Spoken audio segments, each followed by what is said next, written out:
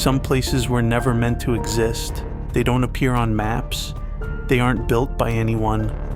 And yet thousands of people swear they've been there. They call it the Backrooms, an endless world hidden just behind reality, waiting for anyone unlucky enough to slip through. Every level deeper is worse than the last.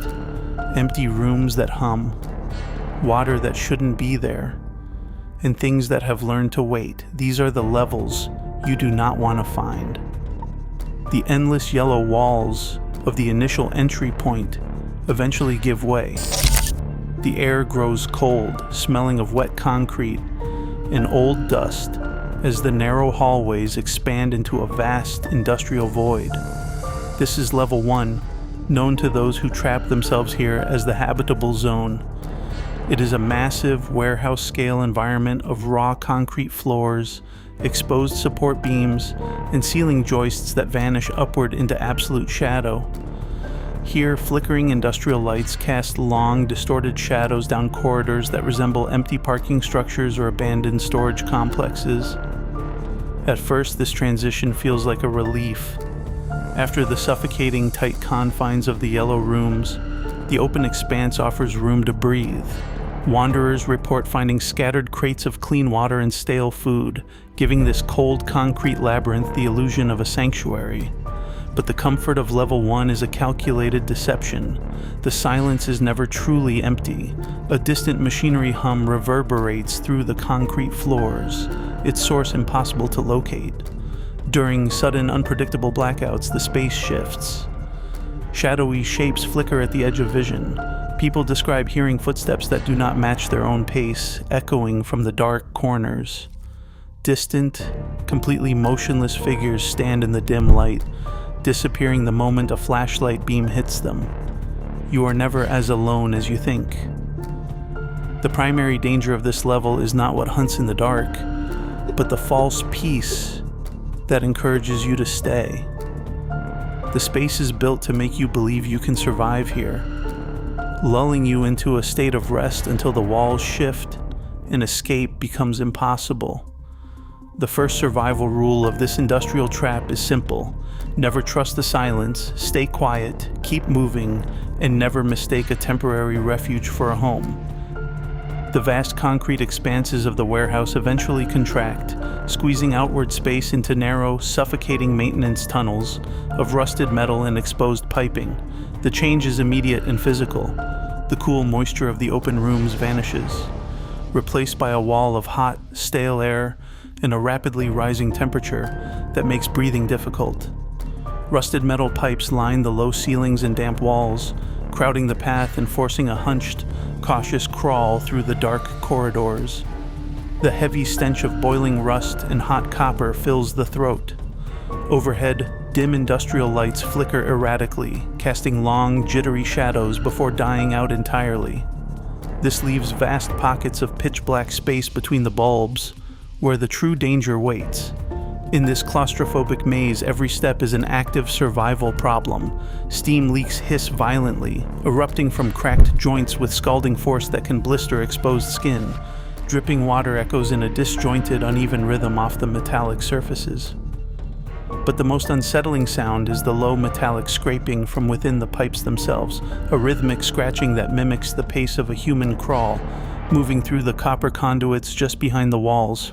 Level 2 strips away any lingering hope of shelter. It is a harsh passage where the environment itself behaves like an active predator. The darkness between the failing lights is not merely empty space, it is where hostile entities hunt. Relentless feral beasts known as hounds stalk these damp corridors, drawn instantly to the sound of footsteps or the echo of a sudden gasp. Noise is a fatal hazard.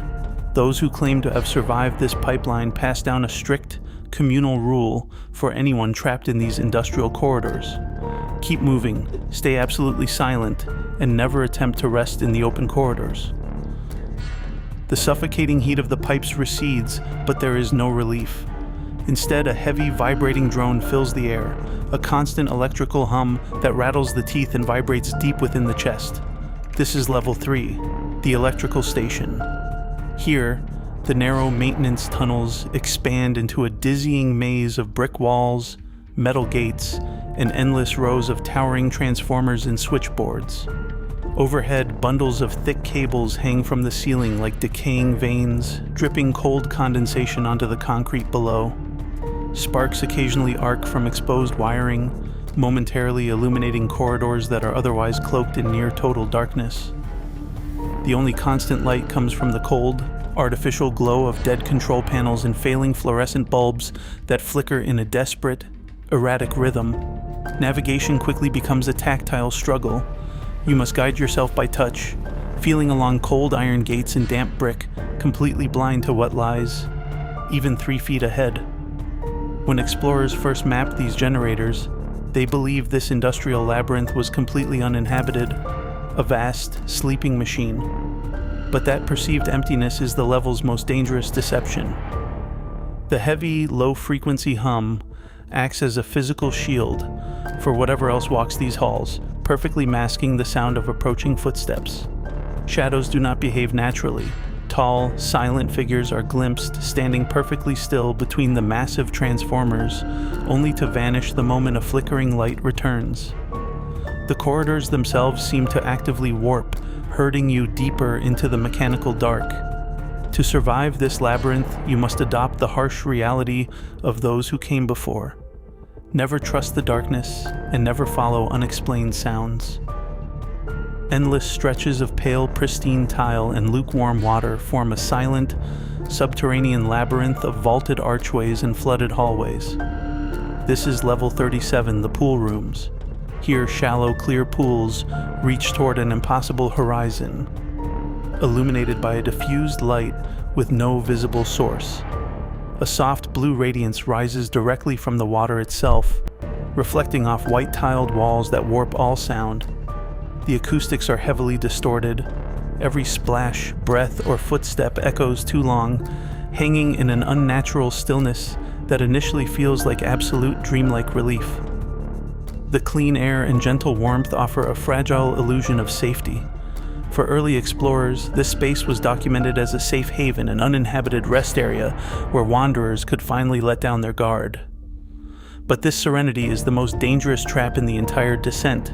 The stillness masks a quiet, terrifying threat.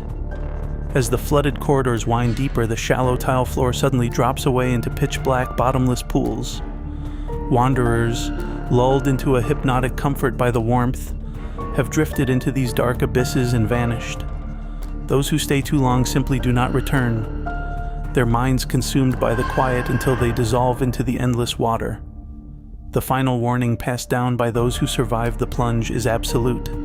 Never swim where the bottom cannot be seen, and never let the calm persuade you to remain. These quiet halls are merely the threshold. Deeper, far more hostile levels still wait in the dark, ready to unravel your reality. Our descent continues in part 2. Subscribe to join us.